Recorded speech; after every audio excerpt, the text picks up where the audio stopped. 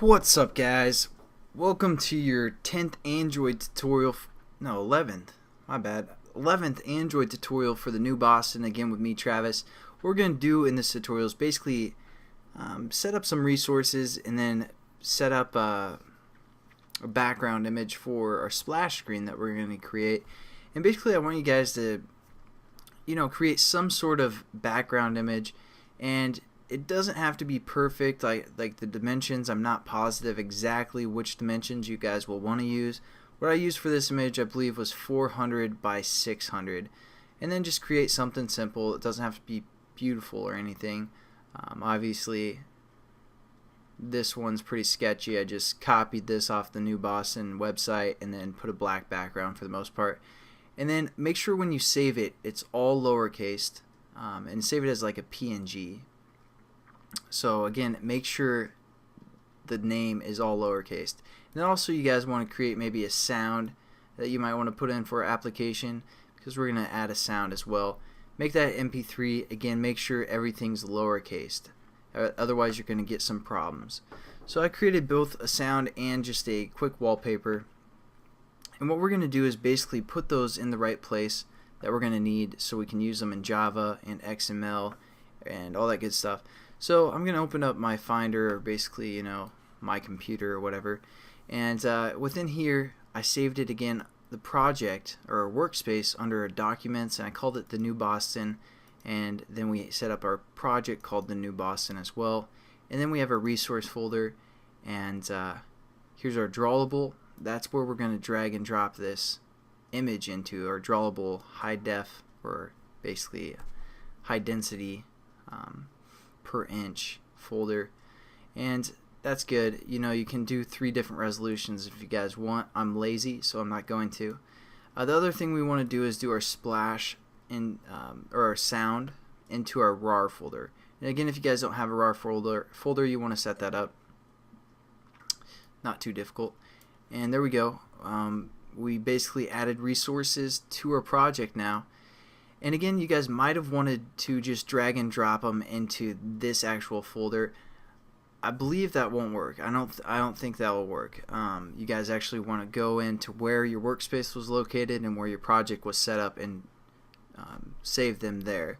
So there you go. We added resources. If you look, they aren't added yet. What we need to do is go up to Project, the Project tab, and go to Clean.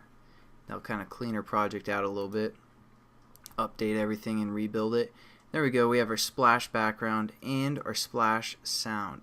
Now what we want to do is set up a new layout that's just going to have this image that we imported as the background for our splash activity.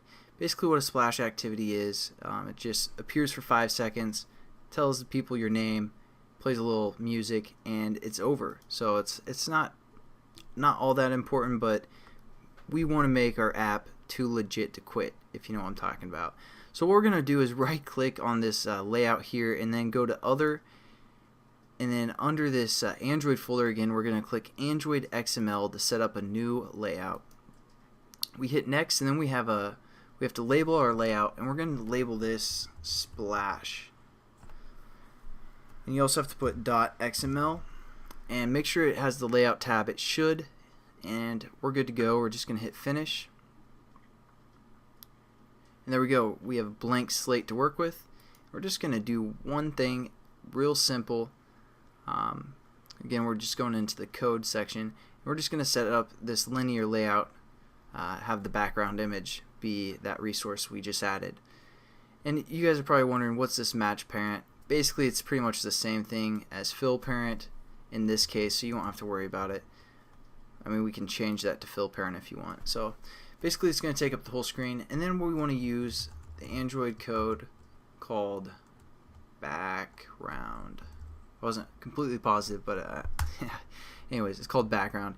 And then how we reference it, we're going to say @drawable.